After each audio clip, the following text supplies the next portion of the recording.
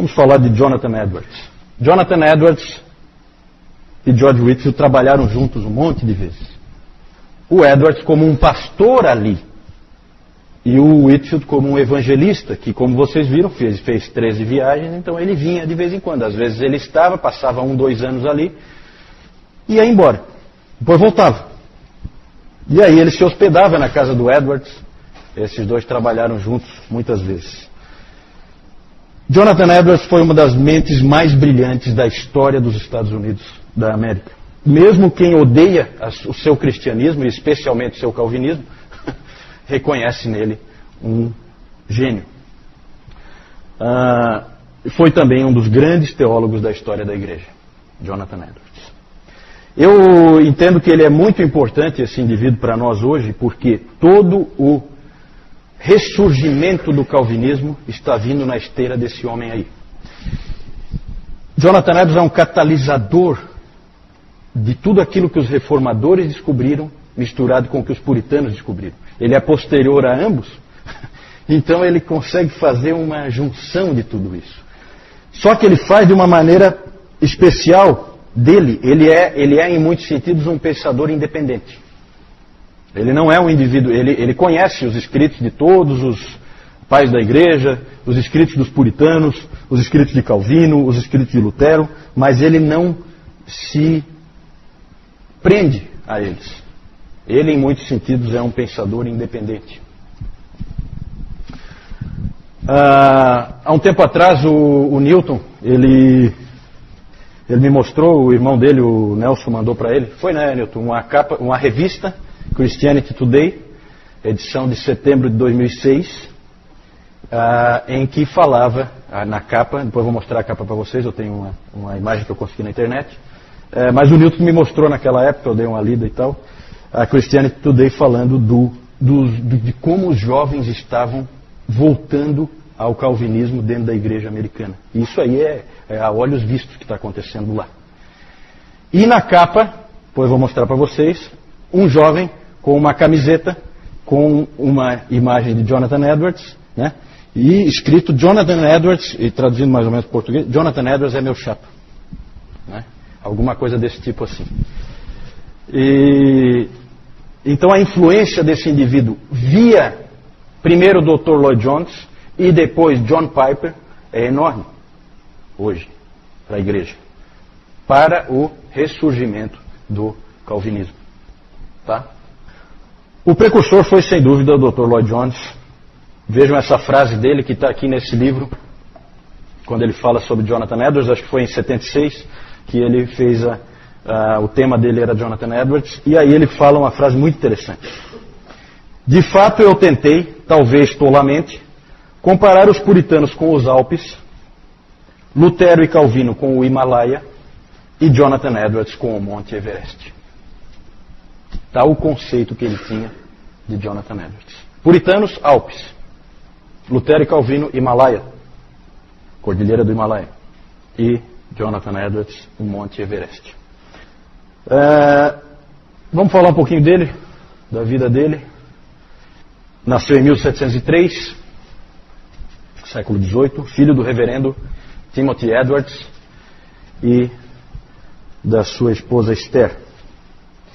Ele tinha 10 irmãs, e essas 10 irmãs, é interessante, é o tipo de família.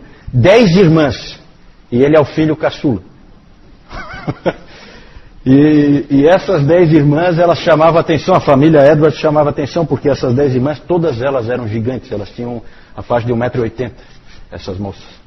E o Edwards não ficava muito para trás, tinha mais de 2 metros de altura.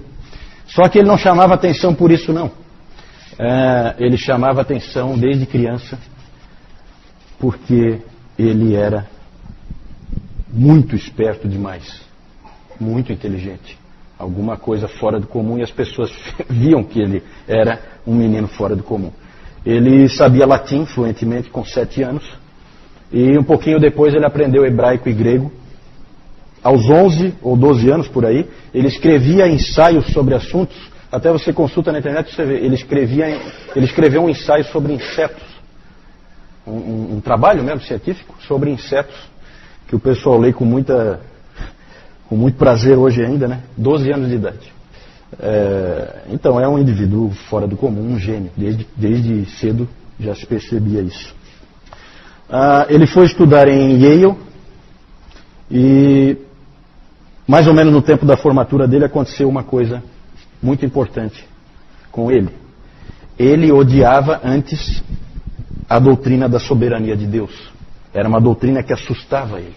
Ele considerava aquela doutrina como uma doutrina horrível. Mas um dia ele leu 1 Timóteo 1,17, ao Rei Eterno, assim ao Rei Eterno, imortal, invisível, Deus único, honra e glória pelos séculos dos séculos. Amém. E Deus usou aquilo para mostrar para Jonathan Edwards quem ele realmente era. Ele teve naquela hora um senso da glória de Deus que ele nunca tinha tido antes. E aí aquela doutrina da soberania de Deus tornou-se para ele imensamente prazerosa e agradável a partir daquele momento. Porque Deus fez isso na vida dele. Quando ele era bem jovem ainda, ele fez as famosas resoluções, as 70 resoluções. Isso aí você consegue fácil, tem até em português. O Jornal Os Puritanos publicou uma vez, deve ter no Monergismo também.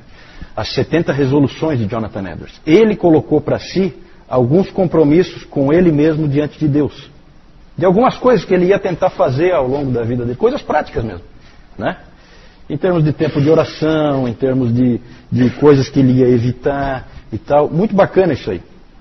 Lembra bem esse estilo metodista, né? De ter assim parâmetros para aquilo que você faz. Como vocês podem perceber, pelo que eu já falei dele, esse indivíduo renunciou a uma vida acadêmica brilhante. Ele tinha tudo para ser, dentro do meio acadêmico, o indivíduo mais admirado que você puder imaginar, para ser um mero pastor de igreja. Renunciou a essa vida acadêmica brilhante e foi, então, com 24 anos, ele foi para Northampton. Engraçado que foi com 24 anos, que é a mesma idade com que Calvino começou em Genebra. O Dr. Calhoun chama atenção para isso, essas semelhanças. E lá ele trabalhou na igreja por 23 anos. Primeiro junto com o avô dele, Solomon Stoddard, que eu falei antes. E como um pastor assistente, auxiliar, aprendendo, né? E depois ele então foi pastor sozinho. Ficou ali 23 anos. Em 1727 ele casou-se com a Sarah Edwards, famosa Sarah Edwards, na época Sarah Pierpont, e eles tiveram um belíssimo casamento, os dois. O próprio George Whitefield, quando esteve na primeira vez com eles, ele disse o seguinte, ele escreveu o seguinte: nunca tinha visto um casal tão amável. A senhora Edwards é adornada com um espírito manso e tranquilo. Ela fala consistentemente das coisas de Deus e pareceu-me que ela é uma companheira tão importante para o seu marido que ela me fez renovar a esperança e a oração que tenho nutrido por alguns meses diante de Deus, que ele se agrade a enviar-me uma filha de Abraão para ser minha esposa. Então, o impacto daquele casal, muito bacana. A Sarah via o casamento como os puritanos viam, uma verdadeira parceria. Era assim que eles trabalhavam, né? O casamento puritano sempre é assim, uma parceria. Sempre é um trabalho conjunto, cada um fazendo a sua parte, muito apoio mútuo. E foi assim esse casal, Jonathan e Sarah Edwards. Mas eles tiveram problemas com a igreja. Vocês podem imaginar um indivíduo sério, um casal sério como esse, numa igreja onde tinha aquele maldito halfway covenant ali, a aliança do meio caminho. Um monte de gente não convertida, aquelas pessoas ali não querem pregação verdadeira em hipótese alguma e tal. Então havia uma enorme resistência contra os Edwards na igreja. Eles tiveram problemas. A Sarah Edwards, coisas ridículas, a Sarah Edwards chegou a ser criticada porque ela teve 6 dos seus 11 filhos no domingo. Alguém pode me explicar por que alguém criticaria? Né? Então, coisas absurdas, né? Mas quando alguém quer se livrar, né, de uma liderança verdadeira, inventa tudo que é tipo de bobagem. Só que alguma coisa aconteceu na igreja em 1734, a que Edwards chamou de obra surpreendente de Deus, o avivamento. De repente, houve um novo amor a Deus nas pessoas, novo zelo, nova alegria. Especialmente entre os jovens, que estavam totalmente apáticos antes. Houve uma intensa convicção de pecado, e o Edwards fala, não é só pecados exteriores, mas as pessoas tinham uma profunda convicção de orgulho e de inveja.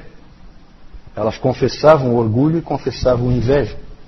Elas enxergavam o orgulho e a inveja, coisa que normalmente o pecador não enxerga. São pecados não visíveis à própria pessoa. Mas, em meio ao avivamento, houve problemas de novo entre o pastor e a congregação. Os avivamentos costumam dividir, porque ele não aviva todo mundo, né? E quem fica de fora não gosta do que está vendo. E todo o problema que aconteceu ali foi por causa do Halfway Covenant, porque o Edwards começou a se incomodar com aquela coisa de ficar permitindo que pessoas não convertidas, que não tinham profissão de fé em Cristo, viessem participar da ceia do Senhor. E aí ele começou a proibir a participação na ceia do Senhor. Pessoas, membros de igreja que não são convertidas, não gostam que o pastor fique mudando muita coisa. E aí ele teve forte resistência de uma série de pessoas dentro da igreja. E em 22 de junho de 1750, houve uma votação de 230 a 23 e Jonathan Edwards foi posto para fora da igreja.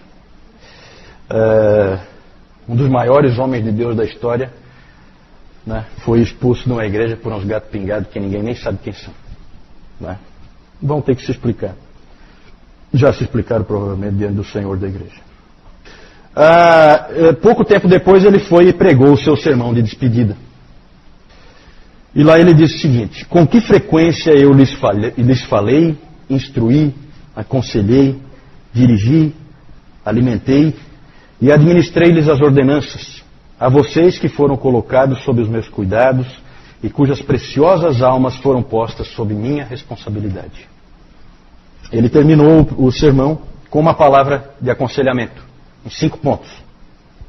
Primeiro, ele disse, para a congregação, ele estava indo embora, ele disse, primeiro, mantenham a ordem na família. Cada família cristã deveria ser como se fosse uma pequena igreja. Esse foi o primeiro conselho que ele deu. Tipicamente conselho puritano. E interessante a importância que ele dá. O primeiro conselho é mantenham a ordem na família. Segundo, evitem contendas. Ele, na verdade, estava saindo por causa de uma contenda. Terceiro, vigiem a intromissão do erro, a entrada do erro. Fiquem vigilantes, porque o erro vai entrar. Quarto, entreguem-se muito à oração. Interessante porque uma das resoluções do Edwards, aquelas 70 resoluções, uma delas era assim: ore até que você tenha orado. Fique orando até que você tenha orado. Não desista. Fique ali orando até que você saiba que você orou. Certo? Interessante. E aí ele falou, entreguem-se muito à oração, quarto conselho. Quinto e último conselho. Sejam muito cuidadosos no estabelecimento de um novo pastor. Que seja um homem de profundos princípios e piedade fervente. E aí então ele foi expulso daquela igreja e foi para a cidade fronteiriça de Stockbridge, trabalhar com os índios, os Mahican e os Mohawks. Lá ele escreveu diversos livros, como Liberdade da Vontade, A Grande Doutrina Cristã do Pecado Original Defendida e Uma História da Obra da Redenção. Ele estava nessa época com 47 anos. Em 1757 ele foi convidado para tornar-se presidente de Princeton. Relutou um pouco e acabou aceitando. Ele foi substituir o seu genro, Aaron Burr. Naquele mesmo ano ele foi vacinado contra a varíola. E a vacina não deu certo. Acabou ele contraindo varíola por causa da vacina. E então ele acabou falecendo aos 55 anos, a idade com que Calvino morreu. Interessante. Certo? Não deu nem tempo dele ser presidente de Princeton, certamente teria feito um grande impacto ali, mas não deu tempo, naquele mesmo ano ele foi vacinado e morreu. Congregacional. Congregacional. Igreja independente, parecido, né, com os batistas, também é a igreja independente, só que ela batiza crianças. Não, os puritanos que vieram lá para os Estados Unidos, boa parte deles, não sei se a maioria, mas boa parte deles eram congregacionais. Eram chamados independentes. Lá na Inglaterra eles eram chamados de independentes. O Whitefield na verdade o Whitefield nunca foi metodista, ele sempre se manteve anglicano, né? Metodista no sentido não denominacional, metodista no sentido de um grupo dentro da igreja anglicana, certo? O Whitefield não tinha restrições a essa questão denominacional, como a gente viu ali naquela pregação dele, né? Para ele, tanto faz se você é congregacional, se você é batista, se você... Nessa época já elas eram formadas, né, em Yale. O próprio Edwards era formado em Yale, que foi uma das escolas fundadas pelos puritanos que vieram para a Nova Inglaterra. Harvard e Yale foram fundados por eles. Esses aí em teologia, né? Eram formados em teologia. Não, eles fizeram seminário. O Edwards fez seminário, certo? Se é que se pode chamar assim, né? Quero só falar do legado de Jonathan Edwards. Gente, se vocês quiserem saber a verdade sobre avivamentos, leiam Jonathan Edwards. Verdadeiro avivamento, não esse que tem por aí. Depois nós vamos ver de onde é que surgiu esse que tem por aí, certo? O pai dessa criança aí, dessa não tão bonita, chama-se Charles Finney, depois nós vamos falar dele, né?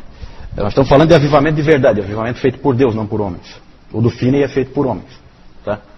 Ou você vai para Jonathan Edwards, mas se o Edwards estiver muito difícil, normalmente é difícil, então você entenda melhor sobre avivamentos com o livro do Dr. Lloyd Jones, bem mais acessível, certo?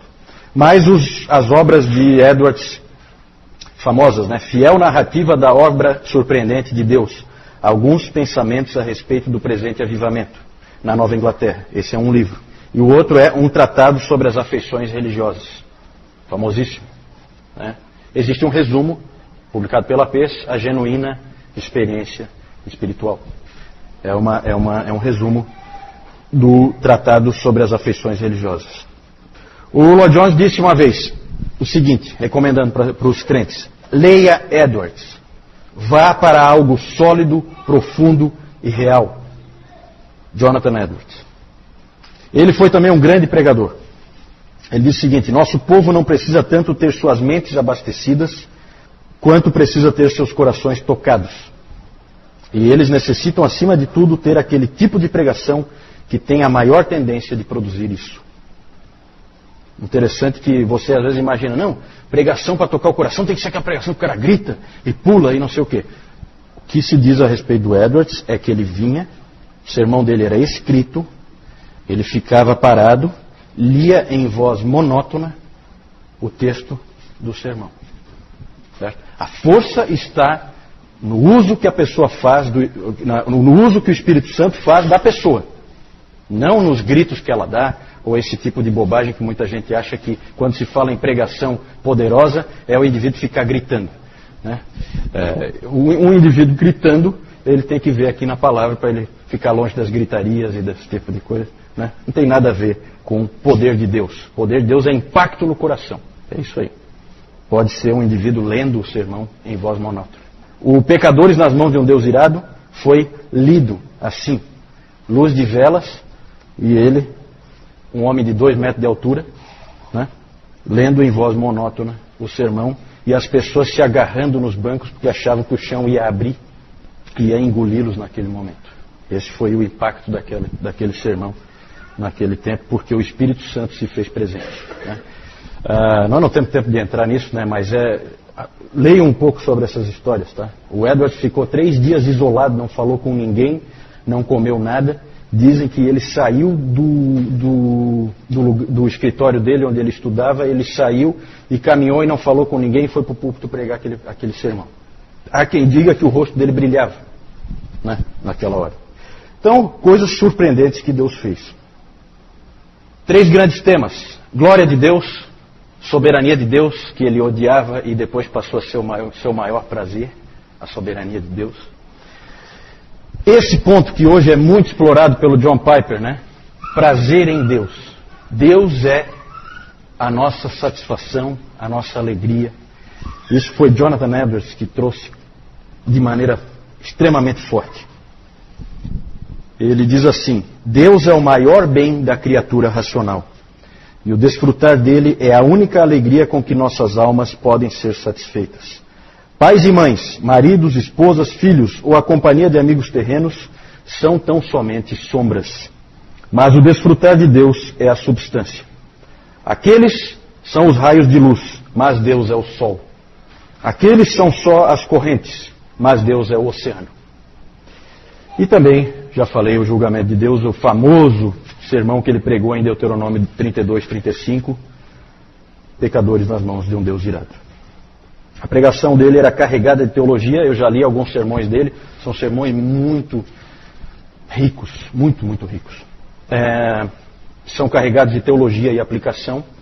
E o Rabbi Duncan disse o seguinte sobre o Edwards: a sua doutrina é toda ela aplicação, e a sua aplicação é toda doutrina. Então, há uma ligação fortíssima entre aplicação e doutrina em Jonathan Edwards. A influência do Edwards, como eu disse no início, persiste até hoje. E por isso, para encerrar essa parte sobre Jonathan Edwards, eu queria ler uma frase de John Piper. Ele diz assim: eu devo a ele mais do que jamais poderia explicar. Ele alimentou minha alma com a beleza de Deus e a santidade do céu, quando todas as outras portas pareciam fechadas para mim. Ele renovou a minha esperança e a minha visão para o ministério em alguns momentos muito difíceis. Ele abriu a janela que dá para o mundo do espírito, sempre de novo, quando tudo que eu podia ver eram as cortinas do secularismo. Ali então, só mostrar para vocês aqui, esse é o Edwards, aqui a Sarah Edwards, e essa aqui é a capa lá da revista que o Nelson mandou para o Newton, Christianity Today. Jovens incansáveis reformados. Na verdade, em alguns lugares tem até a crítica sobre isso, tem alguns jovens que até exageram, eles simplesmente idolatram o John Piper. O impacto desse homem hoje é uma coisa impressionante em cima dos jovens. Né? É claro que isso não é recomendável. Né? É que sempre alguém exagera. Isso aí não tenha dúvida. Sempre tem alguém que passa um pouco do ponto. Né?